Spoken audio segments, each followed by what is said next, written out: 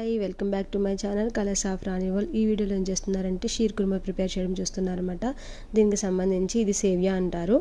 దాన్ని తీసుకుని పక్కన పెట్టుకున్నాం. నెక్స్ట్ ఒక బాండీ తీసుకుని దాంట్లో మంచిగా నెయ్యి వేసుకుని అది మంచిగా మరిగిన తర్వాత నెయ్యి కాగిన తర్వాత దానిలో ఏవైతే మనం సేవియా కనిపిస్తున్నాయో దాంట్లో వేసుకొని మంచిగా బ్రౌన్ కలర్ వచ్చేంత వరకు కూడా దాన్ని వేయించుకోవాలన్నమాట. మీకు కనిపిస్తుంది కదా, ఇట్లాగా సేవియా మంచి బ్రౌన్ కలర్ వచ్చిన తర్వాత దాన్ని ఒక బౌల్లోకి తీసుకొని పక్కన పెట్టుకోవాలి.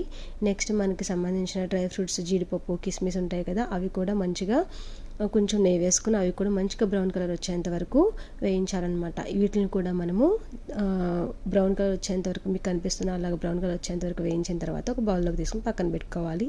నెక్స్ట్ మనం బండి పెట్టుకొని దాంట్లో మంచిగా మనము పాలు వేసుకుని మరిగించుకోవాలి. 2-3 పొంగులు రావాలన్నమాట. ఈలోగా మనం ఏం చేద్దామంటే ఇలాచీ పౌడర్ని మంచిగా ఇట్లా పొడి చేసుకుని పక్కన పెట్టుకోవాలన్నమాట.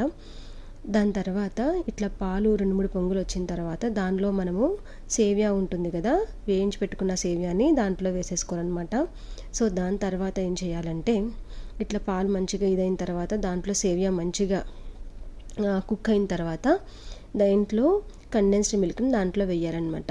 ఇలాగా కండెన్స్డ్ మిల్క్ వేస్తూ తిప్పుతూ మనం సేవియా ఇవన్నీ వేసేసిన తర్వాత అది మంచిగా మరిగిన తర్వాత 2-3 నిమిషాలు అట్లా ఉంచేస్తే అది సేవియా మంచిగా మెత్తబడిపోతుంది అనమాట.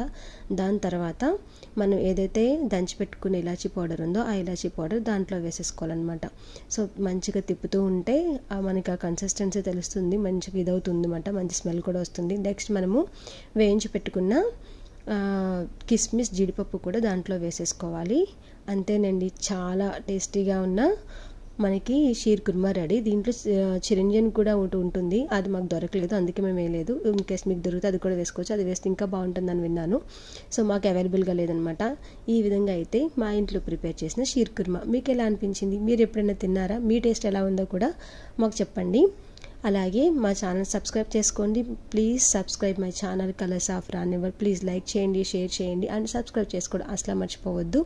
సో ఇలా వేడి షీర్ కుర్మాని మేము ఇలా అయితే బౌల్లో వేసుకొని మంచిగా ఆస్వాదించాము. దీన్ని మనం ఫ్రిడ్జ్లో పెట్టుకుని తిన్నా కూడా చాలా టేస్టీగా ఉంటుంది.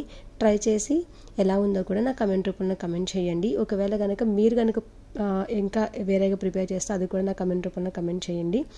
మేము ముస్లిం వాళ్ళ ఇంట్లో తిన్న తర్వాత మా ఓన్గా మేము ప్రిపేర్ చేసిన షీర్ కుర్మా అనమాట. ప్లీజ్ లైక్ చేయండి, షేర్ చేయండి అండ్ సబ్స్క్రైబ్ చేసుకోవడం అసలు మర్చిపోవద్దు. Thank you.